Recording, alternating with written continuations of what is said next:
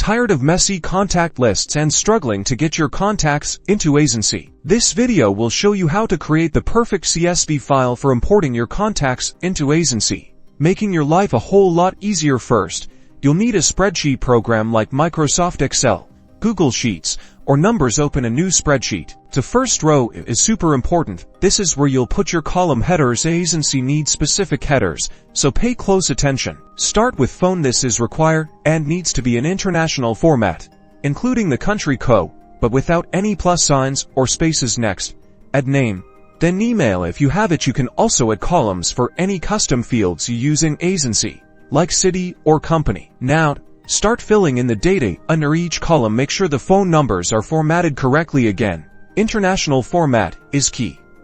Don't include any extra characters, just the numbers. Double check that each data entry is aligned with its respective column. Once you've entered all your contacts, it's time to save the file. Go to File and select Save As. In the Save dialog box, choose CSV, delimited as the file type. This is essential for Aisensy to read your data correctly. Name your file something descriptive like Aisensy Contacts. Now, head over to your Aisensy account. Find the Import Contacts button, usually located in the Contacts or Audience section. Select the CSV file you just saved, and follow the on-screen instructions to map your column headers to the corresponding fields in Aisensy. This step ensures that your data is imported into the correct fields, and that's it. You've successfully created a CSV file for importing your contacts into Aisensy. Enjoy.